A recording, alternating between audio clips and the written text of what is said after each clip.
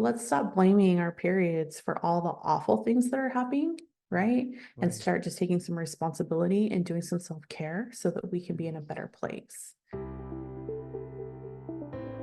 Welcome to Mother Daughter Connections, the show dedicated to educating, encouraging, and equipping moms to build lasting, meaningful connections with their daughters. I'm your host and mother daughter relationship personal trainer, Dr. Michelle Deering. My heart is to be of help to you. I believe that your relationship with your mom is the foundation for your future success, personally, parentally, and professionally. Now remember, even though I'm a licensed psychologist, I'm not your shrink on this show. I am, however, here to share my opinions and those of my guests. If you have concerns about your mental health, please seek services from a mental health provider in your local area. Now join me as we pause to consider today's topic. Well, hi there and welcome. I am so excited to have my new friend, Jesica Medellin, here with us today. Jesica is an author, speaker, and mom. She is also the creative author behind the book First Moon Manual, Letters to Our Daughters, which is a compilation of letters, art, and poetry about the emotional side of menstruation.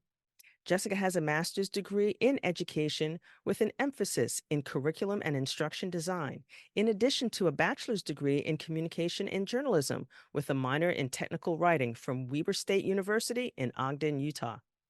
Jesica is passionate about helping women feel informed, empowered, and positive about their menstrual cycles. She believes that menstruation is a natural and beautiful part of being a woman, and she wants to help young women everywhere celebrate their bodies and their cycles.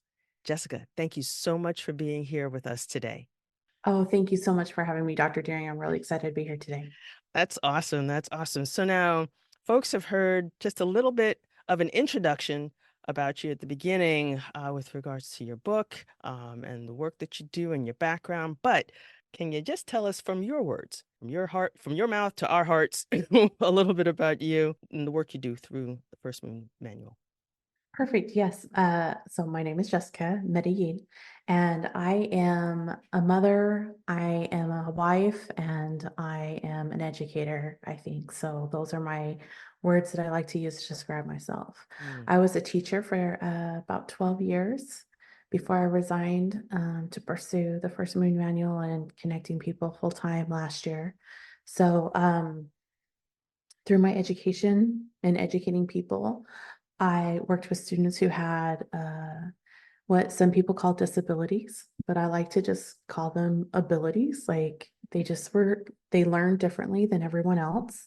And it's what really drew me to the way that I created and put together the First Moon Manual because I wanted everyone to be able to access it, mm, you know? mm-hmm. Um, I live on a little island off the coast of Texas, and I get to just take walks on the beach and be there for my kids and those great things.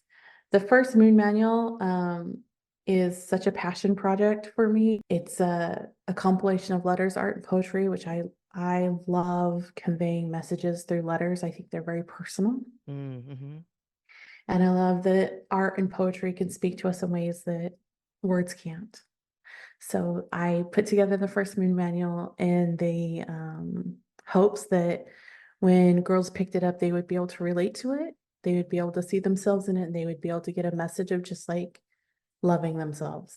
Yeah, even as I'm listening to you now, I remember 'cause it's interesting how, like, I get emails all the time, people asking to be guests on the show, and for some reason, yours just just stuck with me, which is what prompted me to reach out to you. But I remember when I finally sat down and read the First Moon Manual, I couldn't put it down. I was, I felt like I had just been put in this little bubble of like mom loving community. And I was just sitting there going, man, I wish I had this when I was this age. And then I was like, and I know I had a good talk with my daughters, but I wish this was around when my daughters were going through this initially. It is such, if you haven't gathered already, I'm already saying, moms, go out there, get the book. Even if your girls are grown, okay, should they choose to become moms, do you want to have this book? Because it was my first experience of feeling love, acceptance, like this just warm community, just like what you said. It's just oozing off the screen as you're watching this. And if you can hear Jessica's voice, that was my experience with it. And I was like, I have to have you come join us so I can be enveloped Thank in you. that and that our moms and daughters can be enveloped in that. Thank you. You just gave me the chills, first of all. And thank you so much because that's exactly what I wanted it to be. I wanted people to go into a space and be able to experience just this loving community when it came to their bodies and their menstrual cycles. And Hmm. I want it to be young girls, and a lot of women, college age girls, are telling me they need it. Grown women who have had, you know, PCOS or endometriosis are and had a really hard time with their menstrual cycle are starting to heal those wounds. Hmm. Even some of those inner child wounds that people have, Hmm. they're able to heal it through this. And it's Hmm. been really a magical experience, like bringing it into the world. And that's what I keep hearing is people are just like, I love it so much. Like, I love Hmm. it so much. That's way awesome. And one of the hazards about hanging out with a psychologist is we're always going to go back a little bit. Let's just take the DeLorean back if we can, just a little bit, because there's something that brings you to the place where you are now. And I would just love to just know a little bit more about what that journey has been like for you. So can you maybe start with like what childhood was like for you growing up, with your parents, mom, dad, siblings? You can go into however much you can go into. We have time. Yeah, so I think I grew up in a small town called Huntsville, Utah. It was in this valley. My dad worked construction and he did jobs that were usually out of town. So he Mhm, traveled a lot, and I was alone with my mom a lot until my two little brothers came along. mhm, Um, I don't have a lot of memory about how my mom talked about our bodies. I don't remember anything very negative, and I mhm, also don't remember being overly supported, right? So mm. I think my daughter, when she grows up, will be like, oh, my mom was like, I mean, she wrote a book. She's gonna be like, ah, Right. but Right. but I do remember my mom just being there and being okay with everything. It was about junior high when I was a late starter with my menstrual cycle. Mhm, And I went into the girls' locker room, and I had to have just started, and I had to have been in seventh or eighth grade. mhm, And kind of the girl who was kind of a mean girl walked in with her little clan, like a group of girls. mm, And she took a deep, like, and she's like, ugh, who is on their period? And of course, I'm sitting there mortified. And as I reflect back on that, I'm like, probably half the girls' locker room was on their period. right, right. And I just remember just being so mortified, though, and so embarrassed Mm, that from that point on, I refused to dress out in gym. I wouldn't go in the girls' locker room and dress out anymore. And mm, because I wouldn't dress out, even though I participated, I failed PE. mm, And my mom was like, how could you fail PE? It was her and her new husband at that point. mhm, Well, boyfriend, but he lived with us. mhm, And I didn't have the ability to tell her that it was because this girl had been bullying me, or I felt bullied, or mhm, or she had said something and it made me feel shame. mhm, So I stood on a huge soapbox and said, Mom, I don't think that money should be spent on sports. I think it should be spent on books. And that is the soapbox in the mountain I'm going to die on. And I won't participate in PE anymore. And until 7 or 8 months ago, mhm, they continued to make fun of me my entire life. Like, oh, this is the girl who failed PE because she thought books were more important than sports. Until I told my mom when I started doing podcast interviews and this uh-huh, story started to come about, and I really started reflecting on that childhood time. And I right, called my mom and I'm like, hey, before you listen to any of these podcasts, I need you to know what really happened so that you're not like blindsided. And right. she was like, what? And I don't know. I don't know if it was the fear. Like, I mean, she had a boyfriend, so I wasn't, this person was new in our life, and I was still Mhm, 13, and mm, it wasn't my dad. So mm, I'm not sure if I just was nervous or if I thought maybe she would have been like, no, bullies don't exist, or you need to just buck up and stand up to her and, like mm, stand in your own. right. I'm not sure exactly why I decided to stand on that soapbox or tell her that story, but I did. And Mhm, and so as I reflect on that time, I think, well, obviously I didn't have the trust, you know, mm, and that's to no fault of either of us, right? Right, Because right, we right. didn't know that it wasn't there, and we didn't know to do any different. She didn't know to do any different. Mm-hmm. I was a teenager in the 90s, so I'm a Gen Xer, you Mm-hmm. know. So I think that I had a good childhood. I had parents who were there and they checked on me, and but they didn't know what we know now, you know. Mm. Does that And make sense? yeah, they didn't know. And I just want to hear it from a Gen Xer, like when you say they didn't know what we know now, what is it that you feel Well, they I didn't think that know? we know a lot more about mental health, and we know a lot more about the emotional support of women and the things that we need to be doing to Mm-hmm. ensure that our girls are growing up in a way that empowers them. Mm-hmm. And Mm-hmm. I do believe that my mom tried to empower me, and I am an empowered woman, and Mm-hmm. that, of course, is due to her like bringing me up, right? But there's Mm-hmm. also the things that it felt like our parents as Gen Xers, and I don't know, it's kind of like you can watch videos and stuff on TikTok or whatever, Right, right? right. It feels like our parents just weren't as involved or as, you know, like, oh, mental health, whatever. Mm-hmm. That's Mm-hmm. not a real thing. Mm-hmm. And it is. So Yeah, no hate yeah. to any parents out there. No, Like no, no. we This is all just learn and grow, right? Like that's it. Exactly. It's almost like the prior generations, it's stuff that can be built on and not Yes. seeing that it's a either or thing or a better than thing. But let's learn from and Right. incorporate those things that can still promote. Because, when I look back at the previous generations, they were going through a lot themselves.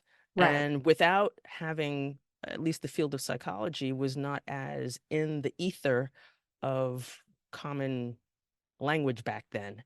And so Yes. and so they didn't have that at their disposal and it wasn't affirmed the way it is now. So they did the best they could with what they had, as you said. And yet still there's something that got conveyed from her to you that was empowering Yes, when all was and said and done. Mhm. my like I said, my dad was out of town a lot until they Right, divorced, right. and my mom was basically a single mom. We were living in a very religious community, the Hmm. LDS community, and Okay. we were not LDS. Mm. And she worked at the local bar. It was this little bar, Hmm. and Hmm. LDS people don't drink. So like she had a Right. lot of things, and so did I as I was growing up in this small town, heavily religious. My mom worked at the bar. She was Hmm. basically single, Hmm. like Yeah. it just a lot of things were going on back then. And those things built me to who I am and made me who I am and made me raise my daughter the way I raised her and created the first moon manual. And part of that is my mom used to write letters and she would write beautiful letters. And I think that that part of the manual, that was like, people have asked me why letters. And I've said, well, letters convey such a personal message, Right. and now that I reflect on it, my mom always wrote letters, so It's interesting, don't you find it interesting how the things that we didn't think stuck with us from our moms kind of just they appear, you know? well, and I keep pulling back layers, right? So as I've talked to people about the first moon manual and we've gone Uh-huh. over things, I Uh-huh. keep pulling back new layers every time I talk to someone new. Oh yeah, oh yeah. It's funny because I think about my mom and how she was a single mom, seamstress, and she had this knack for being able to look at just a plain piece of cloth and could just imagine what it was that it could be. And then she'd go and she'd create that outfit, that wardrobe just from scratch. She wouldn't use patterns. And I think about now, like when I work with moms, is, in my mother daughter relationship, personal training work, it's like they come in seeing just what they see at the moment, but I see all this potential. But I didn't, you know, make the Yeah, connection that, oh, that's a skill and stuff that got passed on to me through my mom.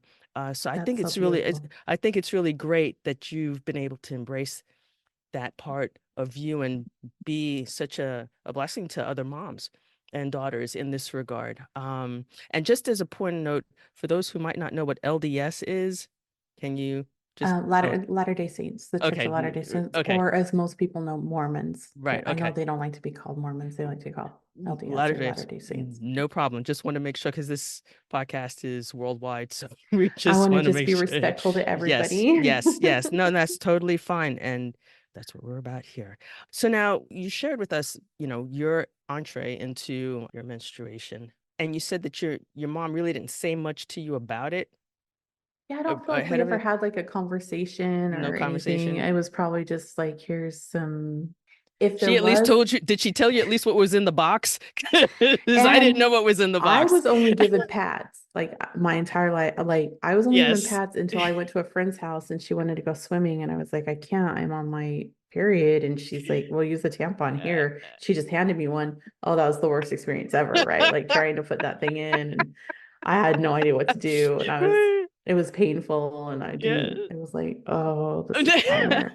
Yes, I don't Yes. remember getting a talk about how to put anything in. And now that I say that, I don't know if I had that conversation with my daughter either. Like we talked a lot about the emotional part, but I'm not sure if I actually told her how to use one. Now that I'm thinking about, I'll have to ask her when she Yeah, gets that home. that's interesting because I know when our daughters, I have twins, and when they went to their 11th year, sorry, their 10th, they were 10 years old and they went to just their regular yearly visit with their pediatrician. And the pediatrician sent them out back into the waiting room and she looked at me and she said, just so you know, it's going to come early. It's going to come, by the time they're 11 and whatnot. In my mind, I had had the number 13 in my head. And when she said 11, it was like, "Er, stop the presses." I hadn't prepped for this yet. I gotta speed up the time frame here. So when you put together the First Moon Manual, what is it that you're hoping happens with moms and daughters as they engage in reading the book? Well, let me Yeah, start with how it kind of came about. And that's sure. my daughter started period over COVID. And so we were home. It was April 2020. We were Hmm. home. Everybody was here. She just kind of came downstairs. She's like, I think I started my period. I was like, okay. And I just started to reflect on my own time and that kind of bullying time and the time Mm, that, and I had multiple issues throughout my entire life with my menstrual cycle. I had, um, they were 3 or 4 months apart. They were super mm, painful. They were so heavy that it was like a crime scene, mm, it mm, just felt so much. And I eventually had a tubal pregnancy where I nearly died. And then I had my last child, my son, and then I had another tubal pregnancy. And eventually that led to an ablation and a hysterectomy mm, thing. And then if I would have known now what I knew then, it might mhm, have been a totally different path. mm, So as I looked at her, my 13-year-old daughter, mhm. and she's looking at me like, hey, I started my period. And she's like cool about it. She's like, I'm just gonna go put a pad in and whatever. And Uh-huh. I was like, okay, I just thought, man, I really want her experience to be so different than mine. And so I reflected on how we could do that. And the first thing I thought was, well, normally I would do like a first period party, like a red Okay. tent party, a coming of age party.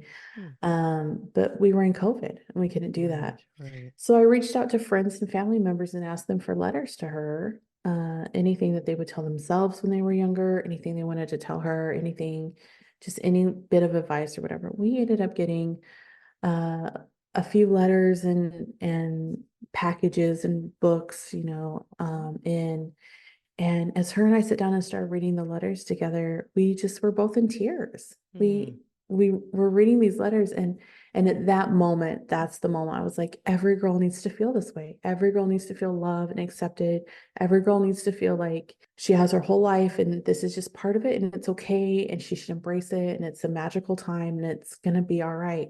And that's where the idea came for the First Moon Manual. So a couple of the letters are from people that we knew, mhm, and then I reached out across Instagram to other people and just started asking for letters. And I probably asked 100 people, mm. and I got 24 beautiful women who contributed art.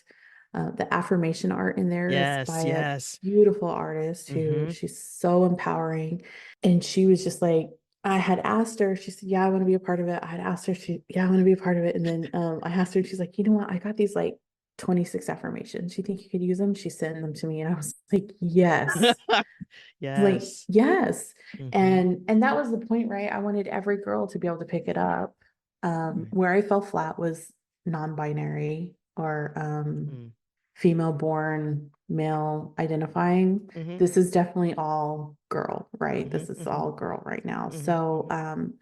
but yeah, I just ended up being just this really great.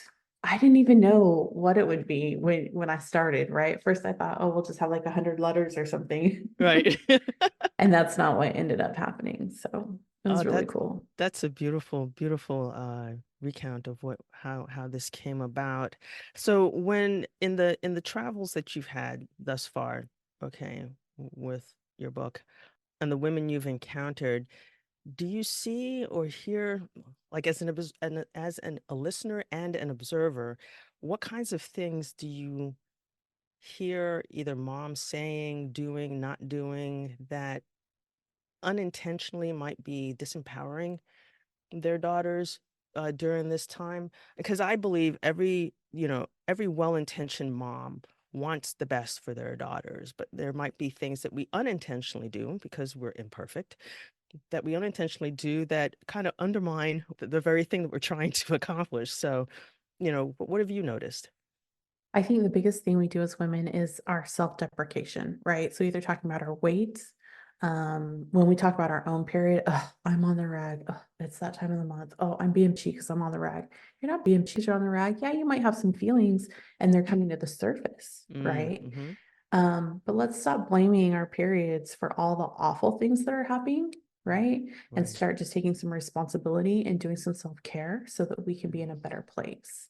Yes. And I think that's like the biggest things I see is their own self-deprecation and then using words to describe periods like "Ugh," and telling their daughters. They already tell their kids how they're gonna feel. Oh, it's gonna be awful. You're gonna hate it, right? Right. Well, oh, of course she is, because you're telling her and you put it in her mind, Right. right? Right. So instead of just being like, hey, it's gonna be what it is, you're gonna have to go through some things, but let's pay attention because periods aren't supposed to be painful. And that Right. could be directing towards something that's even like that's going on in your body, whether Mm-hmm.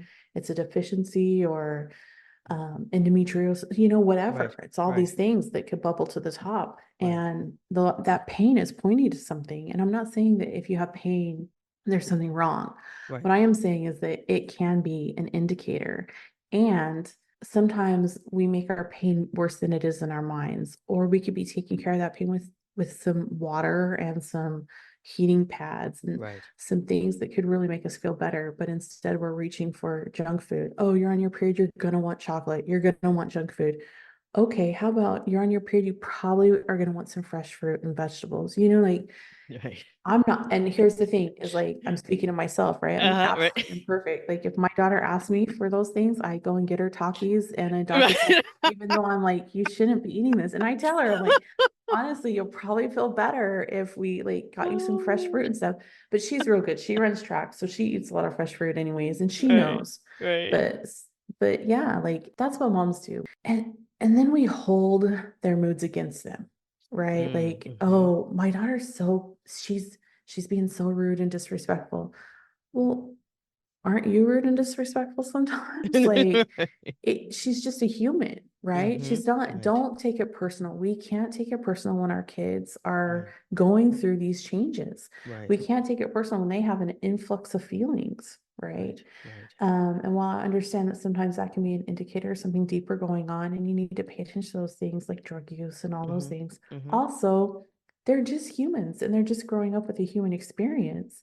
That they're And the going through for more the first time. that they're going through for the first time, and Yes. it's a lot of emotion, right? It's a Yes. lot of Yes. emotion. And we live in a world that tells kids constantly, like, sit down, be quiet, don't talk, right? Right. Right. So you have all this emotion, like, don't feel angry, don't cry. We've been telling our kids that since they were born, like, don't cry, don't cry. You're crying, I'm gonna give you everything to make you be quiet. Right. Well, sometimes we just need to cry though, Mm-hmm. right? Yep. Sometimes, and so we get so mad at our daughters when they have these like big emotions, these big feelings, and when they snap, Mm-hmm. I've learned, and this is what I really try and do with my own daughter. Like the other day, we went to breakfast, Uh-huh. and she just kind of had this attitude, and I even hate to call it that. Like but it wasn't her normal happy. Right. I don't want to say normal. It's hard to, right? It's She hard to was say. she was different than what you're accustomed to Yes. experiencing from her. And I Yes. kind of looked at her and and she said, you know what, Mom, I'm sorry. I have a headache. I don't feel good and I'm feeling some kind of way and I don't really know what it is.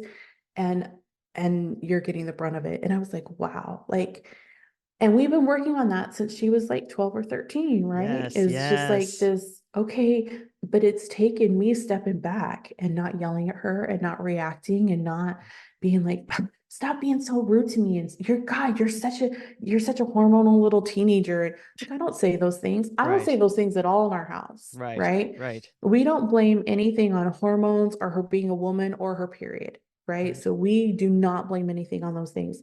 We say, like, okay, you're feeling a certain way. You're allowed to feel that way. We Hmm. don't all have good days. We don't always have to smile as women, right? You Right. get to be upset. You get to feel a certain way. And sometimes you just have an off day, Right. Right. right? No, no, I totally hear you.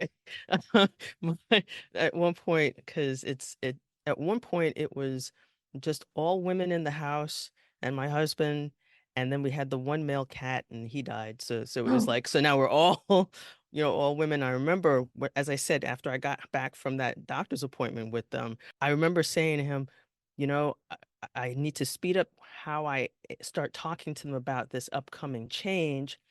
And I looked at him and I said, but we will not have things where, as you were alluding to, the oh, she's on her period kind of attitude with this. It's like it's going to be a process of them just knowing what to expect in their bodies, what kinds of yes. things they might be feeling, and then being able to take ownership of, and that's the way we communicate in our house, take ownership of what it is that's going on, and then just verbalize it, and then just Yeah. giving them the language for that. And it's lovely that you had that encounter with your daughter yesterday, where she was able to do something that I talk about a lot on this podcast, which is pause to consider the body of your behavior. And she was able to verbalize that too. So that's wonderful. That's wonderful. That's Yeah, we wonderful. have to empower our daughters to do that because when they do, then they're not stuck in jobs later on where people are like, oh, she's just B or, Right. whatever. They're able to pause and take that time and say, I can't do this today and I need to be, in a different space or I need to make sure I'm doing something different so that, Right. and Yeah, we no, gotta stop blaming women for their emotions. emotions. I know. I was just about to say that. I'm like so tired of that mantra that's out there. It's like, us being in touch with our emotions brings something to the table that's needed, and we need to validate that and embrace it, and own it, and not look Yes, down on it. Um, absolutely. and guys can learn from that because Amen. they need to. Yes. This would be a great place for us to take a quick break so we can hear a word from our sponsors, and we'll be right back. You ever have one of those moments in your mother-daughter relationship where you're thinking, not quite sure what to do here, or you're feeling nervous or upset about the kinds of patterns that you're having in your interactions with your daughter, or maybe you're not feeling confident about your mothering, or you just simply need some answers? You think to yourself, I'll just call my mom or my sister. And maybe you have, and it's helped, and sometimes maybe it's not. Or maybe they're just not reachable when you need them. I know what that's like in those situations, and that's why I do what I do as a mother-daughter relationship personal trainer. I draw upon my 25 plus years of professional training and personal experience helping thousands of moms worldwide and giving them definitive, research grounded, psych infused, tailored solutions that leave them feeling confident, informed, and equipped to address their mother daughter relationship situations. Now, if you need help or you're just looking for answers, then schedule a quick micro solutions call with me at bit.ly micro solutions call. That's bit.ly micro solutions call. It's those micro solutions that add up to big changes in your relationship. I look forward to speaking with you soon.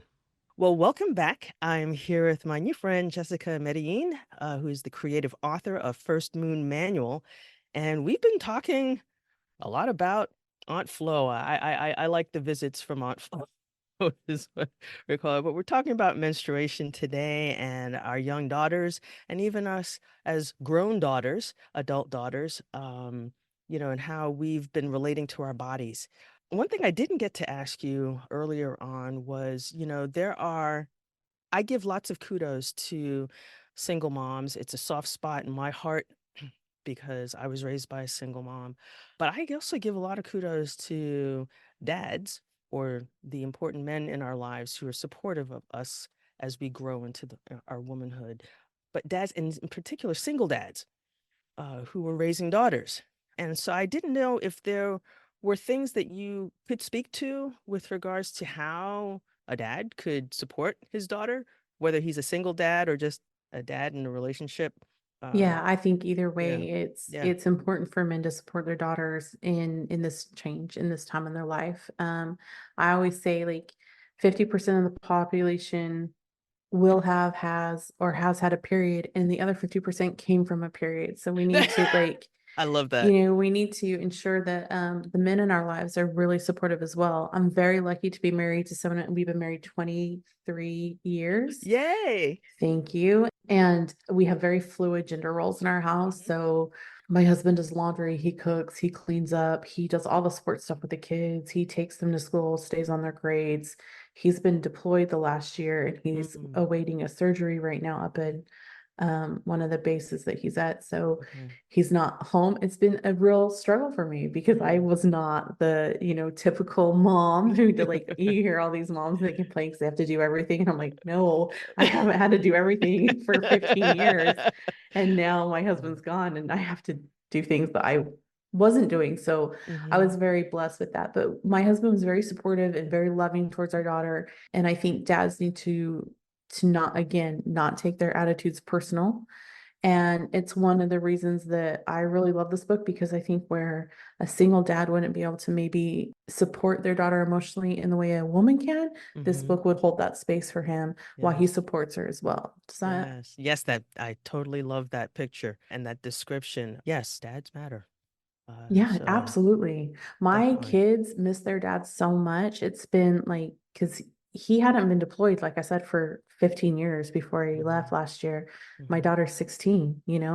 So it's been rough. They Mhm. miss their dad. And when he Mhm. comes home, it's all about dad. Like, they are an important part of our lives. And it's hard to see some of her friends not have that Mhm. support. Mhm. It's Mhm. really hard. Dads are so important. Yes, they are. And it's backed up by the research in terms of what it does for a young lady growing up in terms of the presence of her dad in her life. So you mentioned you have your daughter. You have other children? I do. I have two boys and a girl. My daughter's the middle. So she's very special, right? Because they always say the middle child syndrome. I don't think she'll have that. Right. My oldest is 22 Mm-hmm. and my youngest is 11. Ah, okay. So I had issues with getting pregnant, and Mhm. this is kind of how they fell. Right, right. No, I totally hear you on that. So in terms of the challenges that you've seen or experienced as a mom of, say, just your daughter or your son and or your sons, like what have been the challenges for you just being a mom in your motherhood journey? So I used to say the hardest thing about being mom was potty training. I swear, like, we don't have puppies. Like, there's a reason. Like, I am not good at it. I was not nice. I failed at that part when I was potty Uh, training my kids. It was really the hardest part until they became teenagers. And the hardest part was not their attitude or even them experimenting with things that I didn't mhm, think they should or whatever. It mhm, was it was loosening the reins and realizing that they're their own people now, and that mm, I'm not there to hoard over them anymore. I can no longer say no. right. I can say, well, that's not really a choice we should make in this house. But at this point, like, especially once they turn like 16, 17, Mm-hmm. Mm-hmm. they are becoming young adults and they are going to make Yes. decisions. And it became very important to me to be there to support those consequences. Mm-hmm. So they make the decision, they have a consequence. Okay, I'm here. So whether that's I'm just holding space because you're in trouble at school, Right. whether it's you're very sick because you tried alcohol last night, Right. whatever it is, like I'm here to hold space for that. And then we're going to talk about like how'd that make you feel? Is it a Right. decision you want to keep going? What's your future choices like? Right. So my daughter's running track now, and she's very excited. She talks about going to college for track and everything. So Nice. when she makes a decision, then I'm like, that's not what I want you to do. The conversation I'm trying, Yes. I'm working towards being a person who's Yes. like, the conversation is like, does this support you going to college and running track? I love that. I love that you said that. One, the research bears out that young ladies who are involved in any kind of athletic activity, the statistics are way more positive than if they're not. And dance is included in that, Yeah. because I have a dancer in the family. And then in terms of, I love the way in which you brought the conversation back to, well, this is your goal, because she's bought in to the track. You bring it back to her and her Yeah. goals. That's wonderful that you did that. Thank you. I'm Yes. trying so Yes. I know hard. it is so hard for moms to pause, believe me. Been there, It's done that, and I'm still there, even though they're in their 20s now. So yes. well, I think I can't like a long time ago, I also came to the realization of my own marriage. Like we're just two different humans, right? So Mm, I get to decide if I'm going to be upset because it's not done my way or if I'm going to be happy that it was just done, right? Like I might mm. not always be happy the way my husband does laundry, but guess what? I don't just he's doing the laundry, so I don't care. Yes, I might yes. not be happy with what he cooked for dinner, but he chose and cooked dinner, so I don't care, right? I love So it we talk though. about this Yes. mental fatigue and this decision fatigue Mm-hmm. that women have, but some of Mm-hmm. it we bring on ourselves because we Yes. decide not to be happy with what everybody else is doing or what people are doing for us. So I think that a big part of it is just coming to that decision, like it's not my decision, but Mm-hmm. she's her own person, Yes. right? My daughter's her own person. My kids are their own people. And it's Yes. hard. And I know because we want to control everything and we want our kids' lives to be perfect, right? We want Right. them to have good experiences.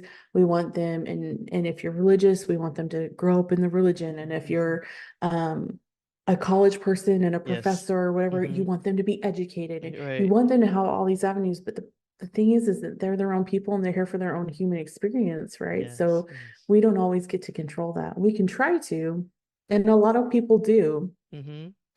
And I think that that's where a lot of resentment comes in and where Yes. those broken family bonds come in. Mm-hmm. Mm-hmm. So just being there, that's been my approach. I'm sure other things work too. That's just what's working for us so Well, that's so, far. and that's why I knew that we were on the same page with regards to what you just finished saying. And that mental fatigue that you were talking about, how we bring it on ourselves because it's hard for us to let go of our way. Our mothers were had to do everything, right? So Hmm. so you kind of had the rise of feminism and men said, okay, well now you can work, but you only if you still Do take care of the household, right? So we had right. grandmothers who had to do both, and then that cycled onto our mothers, and then that cycled to us, and I think we're trying to break that at this point, Hmm. right? I think that Hmm. the generations are starting to say, okay, no more, like we need to have an equal grounding. Like I'm going to Yes, work and you can help take care of the house. Like we get correct. to do this together. Hmm. So it's ingrained in us to make those decisions and control everything because it's just kind of been passed That down. sound right, right. And sometimes you're in a relationship where that's what is happening.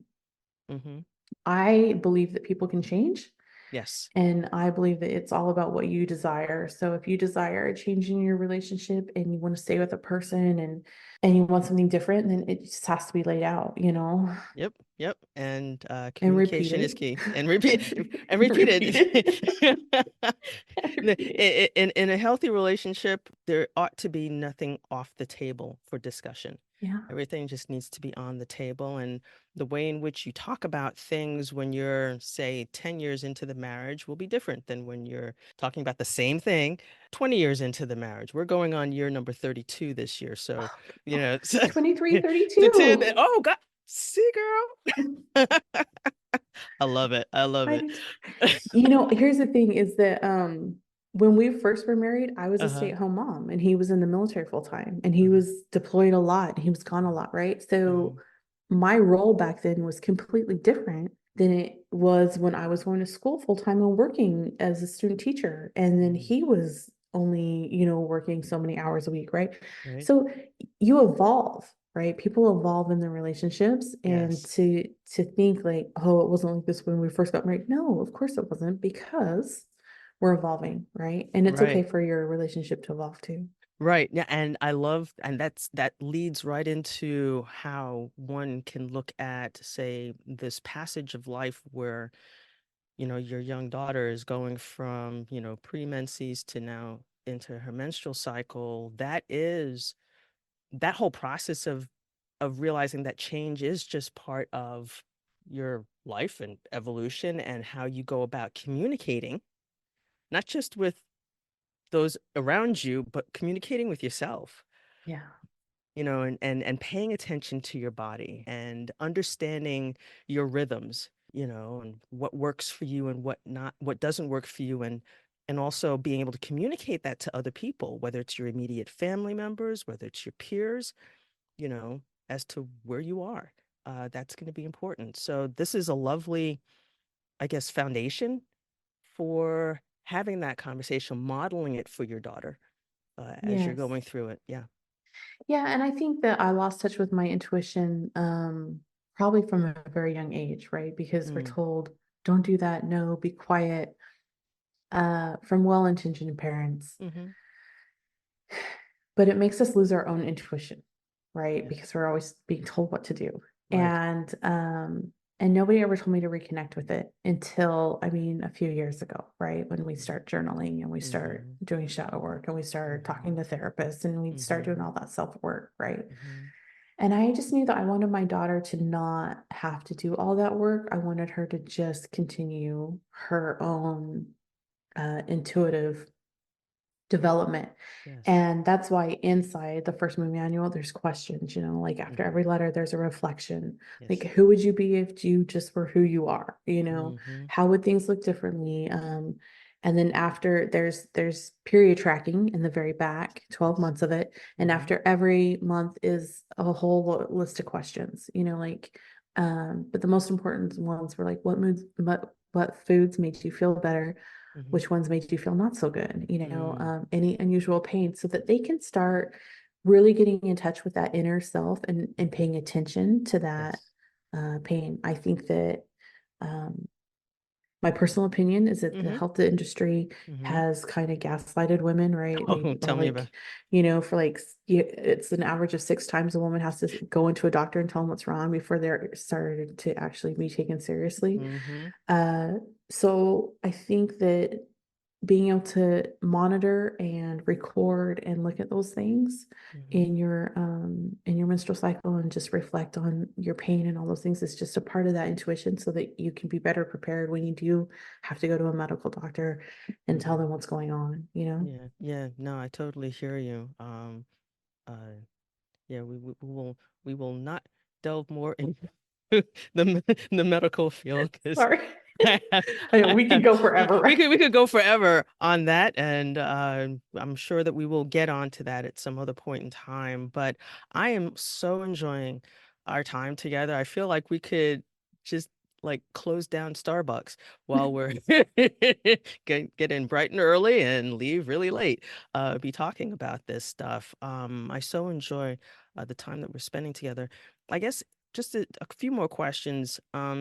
And maybe you alluded to this a little bit earlier, but where you are now, if you were to look back at your younger self, is there any one piece of advice you would give yourself, your younger self, knowing what you know now? I think I would just tell myself to listen to my gut and to trust myself and to keep speaking even when I'm told not to. Hmm. I hear you. I hear you. Yeah. Yeah, continue to. I love that. And I'm very particular about women finding their voice and being able to express themselves that way. So I love that you tell your younger self that. So we have moms out there and probably, uh, men who are supportive of the women in their lives out there listening to this podcast.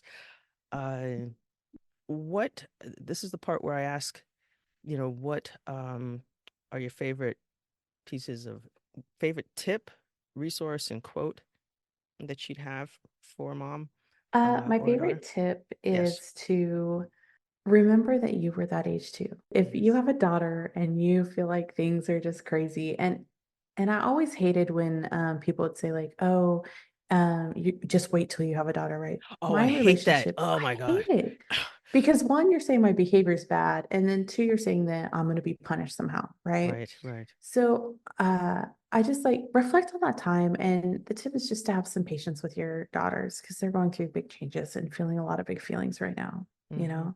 I hear you. My Uh, favorite resource is yes. The the first moon period. manual. Oh, sorry. Oh, yeah, Okay, okay. yes. All right, okay. I just Other had to than the stick that. first moon So manual, okay. um, Yeah. is the Agenda Period app. It's a period tracking app, and for women who don't have their period anymore for whatever reason, they do cyclical tracking also because we're still experiencing these phases. Okay. Even when we don't have a period anymore, we still go through a cycle. Right, So, right. so it's a very, it has some resources in it where you can even shop like for period products and all kinds of things. And it's a great app. So it's kind of new. It's really good. The Agenda Period. My favorite quote is always the Shakespeare quote that is, Which though one? she be little, she be fierce. Ah, okay. All And right. I just feel that way about my daughter. My daughter is 5'2", 5'2", I think, and she's very thin and she's much smaller than I am. And the Mm-hmm. doctor says she's not going to grow anymore. Mm-hmm. She says she'll still grow, but but I watch her run hurdles and she's so powerful, Mm, right? Like she's shorter than everyone else, but she mm-hmm. is just so powerful and she just she jumps the same height as everyone Yes, else, even yes, though she's yes. shorter. And I just reflect on that. It hung on her wall for a long time. It's one of my favorite quotes that I've had. Just she, though she be little, she be fierce. And Mm, I think that's how we should think about our daughters. Like they're a right. force. They're a force and fully capable Yes. of doing whatever it is they put their minds to do. I love that. Yes. I love that. And if you were to, if I had my daughters here, they're camera shy, but if I had my daughters here, they'd be like, yeah, she does tell us that we can do anything we put our minds to. So, yeah, so thank you for sharing those three things. So what's new and exciting that's coming up for you? Whether it's with your book, are you writing other books so we can have you back on? Yeah. My goal is to have a plethora of these manuals Okay. for a community space for women. So the first one that I'm really working towards right now, getting submissions for, is on embracing our sexuality as women. Mm-hmm. I believe that we've been kind of muted in that area, and I want Mm-hmm. to help women embrace that part of themselves and love themselves. I want one for new moms because I think that we're force fed this idea that we're supposed to just love those little kids right when they come out. And it's not always like that. There's some hard Right. things that go through, and I want a safe space where women can reflect and real advice from real moms that Yes. allow them the space to really feel some of those hard feelings, Mm-hmm. Mm-hmm. I want one on marriages where we can have a safe space that marriage isn't always peachy and there's Mm. things, and I also want to do one on divorce and leaving because I have a lot of people who've had to go through that. And it's not their choice. Their husbands have, made a Right. choice and they didn't get a choice in the matter. Right. And then one on menopause. And there's just like, I could keep going, but Yeah. those are the five I have submissions up for right now. Oh, good. But I want a space for women who are going through menopause. Like it's not talked about as much. And Mhm. we have some huge changes. And that's another thing that's you're This- being emotional because you're mhm. going through the change of life. And it's like, no, I'm being emotional because I'm sick of dealing with you. How many times have I repeated myself? Okay, that's I right. know. It's like stop blaming the changes that we go through in our Right, body on like right. all the like us being how we're being. Like so yeah, so I want to have this like I dream of having a whole plethora of manuals out there where women have this safe space in this community that they can go to, where they can go within and they can get advice from women across the world. Yes, yes, exactly, exactly. Well, I am so on board and so supportive of you and your heart and what it is that you're doing and have and will continue to do for women, moms, and their daughters. How can people stay in touch with you? I'm on Instagram and TikTok as First Hmm. Moon Manual. Okay. First Moon Manual. My website is just my first two initials and my last name, so jmmedellin.com. I know that's not always easy to remember, so trying to figure that out, I but will have that in the show notes. It's thank you. JMandMedellin.com. Yes. Yes, And then the book's available on Amazon and you can get it through Barnes and Noble. Any bookstore can order it. that's awesome. That's awesome. Well, thank you so much for letting us know how we can stay in touch with you. Moms, as your daughter is going through these changes, either she is about to, or is in the middle of, or is on the other end of, or maybe you yourself are on the other end of NCs, just be encouraged and know that healthy mother-daughter relationships are possible. They just take one curative connection at a time. I'll see you next week. You've been listening to Mother-Daughter Connections with me, your host and mother-daughter relationship personal trainer, Dr. Michelle Deering. Thanks so much for joining me today. Make sure to subscribe so you don't miss an episode. Share this episode with a friend so they don't miss an episode. And download the resource in the show notes. Until next time, remember to pause to consider how you can connect intentionally so you can improve relationally with your daughter.